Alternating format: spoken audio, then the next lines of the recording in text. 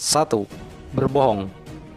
Sekecil apapun kebohongan yang Anda lakukan dalam pencarian kerja, termasuk dalam membuat CV, lamaran, atau apapun yang Anda katakan saat wawancara kerja, akan menjadi bumerang bagi pencari kerja, bahkan menjadi kesalahan fatal saat kebohongan itu diketahui. Pastikan semua yang Anda tulis dan Anda katakan dalam proses lamaran kerja sudah sesuai kenyataan.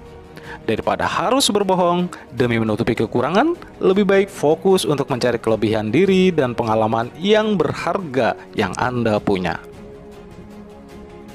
Dapatkan ribuan info lowongan kerja terbaru untuk tamatan pendidikan, SMA, SMK, diploma, hingga sarjana cukup dengan mengunduh aplikasi Kita Lulus, sebuah platform lowongan kerja terpercaya yang aman karena dilindungi oleh Kominfo serta sangat transparan yang dapat membantu para job seeker untuk terhubung secara langsung dengan HRD atau pemilik usaha melalui WhatsApp. Sehingga jangan heran karena banyak dari mereka yang sudah terbukti cepat dalam mendapatkan panggilan kerja berkat aplikasi Kita Lulus ini. Keaslian pekerjaan dijamin, no perusahaan bodong, no hoax, dan juga no tipu-tipu. Bersama aplikasi Kita Lulus, melamar kerja menjadi aman, dekat, dan juga cepat. Untuk link download aplikasi Kita Lulus telah kami cantumkan di kolom deskripsi video ini.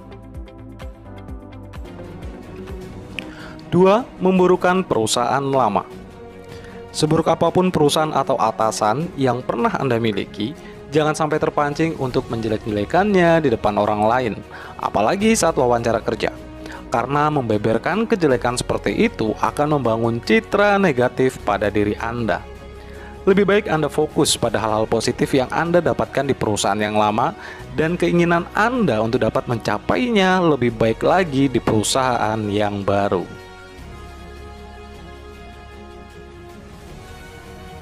3. Menjadi kutu loncat. Penerima kerja tentu tak ingin bersusah-susah mencari karyawan setiap tahun. Karena itu, di samping mencari orang yang memiliki kemampuan tertentu, mereka juga akan mencari orang yang berpotensi akan bertahan lama.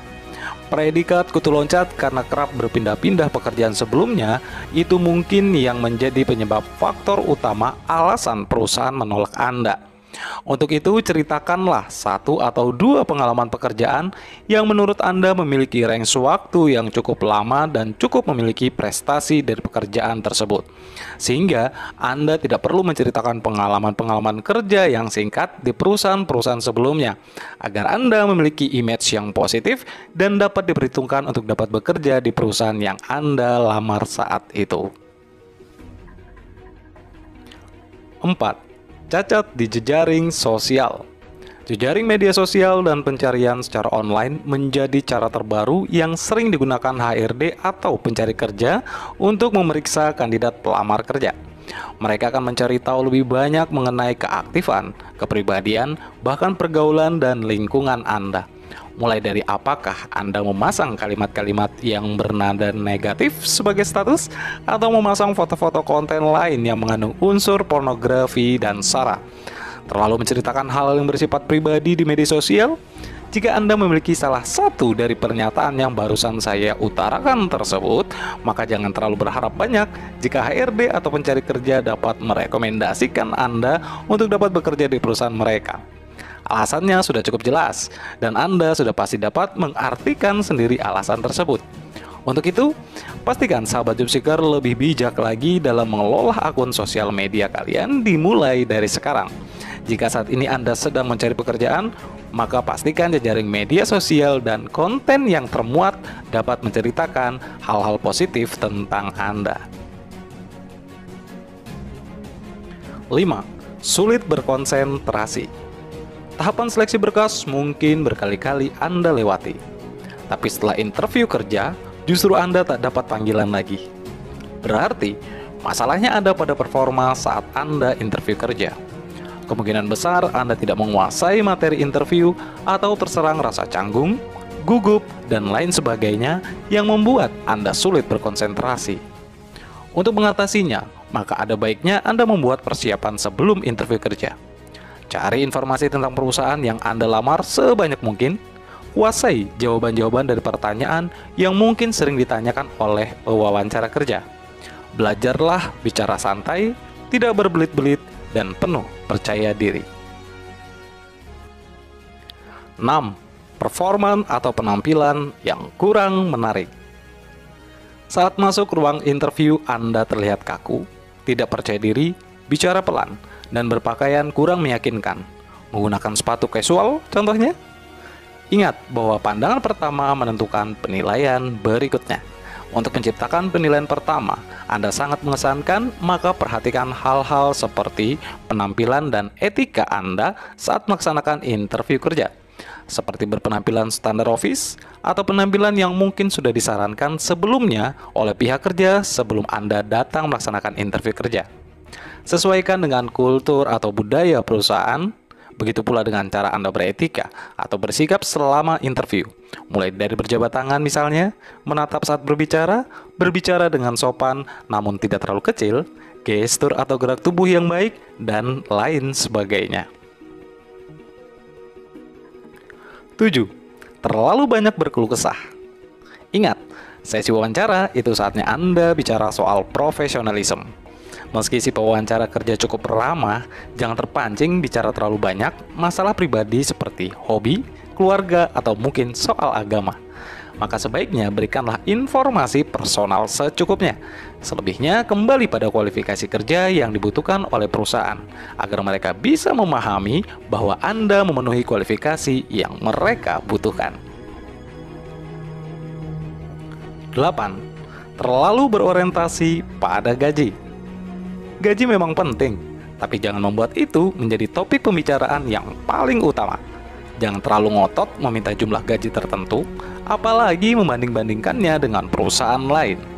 Karena setiap perusahaan punya standarisasi soal gaji, dan yang perlu harus diingat, soal gaji ini adalah masalah sensitif. Sehingga Anda harus benar-benar bisa menempatkan waktu untuk paham kapan Anda bisa berbicara soal gaji. Tentunya ketika pewawancara sudah membuka pembicaraan mengenai gaji, baru kita bisa membuka obrolan seputar hal tersebut.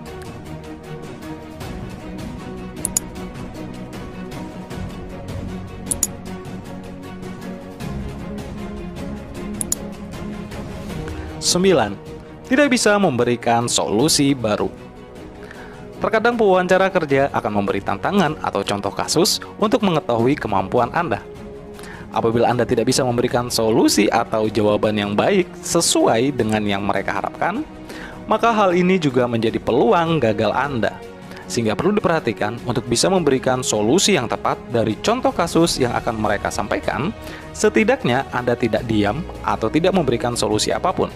Karena perlu diingat, perusahaan mencari karyawan untuk mempermudah dan menyelesaikan pekerjaan dan permasalahan mereka, dan bukan malah sebaliknya. 10. Tidak punya pengalaman yang cukup.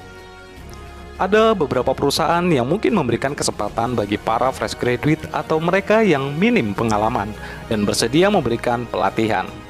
Namun, banyak pula yang mencari pelamar kerja yang sudah memiliki pengalaman kerja dan memang memiliki pengalaman dalam menangani posisi tertentu. Nah, jika Anda minim pengalaman, hal ini juga akan menjadi faktor penyebab kenapa Anda sering ditolak melamar kerja. Solusi untuk para job seeker yang fresh graduate yakni pastikan Anda melamar kerja sesuai kualifikasi yang dibutuhkan perusahaan, karena tidak sedikit perusahaan yang memberikan kesempatan kerja bagi para fresh graduate. So, pandai-pandailah menempatkan kualifikasi yang handal di dalam kurikulum vitae Anda. Drama di dunia kerja akan terus berlanjut, terutama saat kamu melamar kerja. Sedih, takut, gelisah, dan menangis. Hal ini akan kamu rasakan ketika surat lamaran kerja yang tadinya sudah dipersiapkan sebagus mungkin berujung pada kata penolakan. Jangan putus asa, mungkin keberuntungan belum berpihak kepadamu. Ibaratkan sebuah kompetisi, ada yang menang dan ada yang kalah. Mungkin dengan mencoba lagi dan lagi, kamu bisa mendapatkan posisi yang sudah lama didambakan. Stay positif dan ingat kalimat positif berikut ini. Kamu bukan satu-satunya yang pernah mengalami kegagalan, karena masih banyak orang lain juga merasakan hal yang sama. Jadikan kegagalan membuatmu semakin tangguh dan membangkitkan kerja kerasmu. Karena sukses butuh proses dan bukan banyak protes. Demikian informasi ini dapat saya sampaikan. Semoga informasi ini bisa memberikan manfaat dan pengetahuan serta semangat yang baru bagi para sahabat job seeker.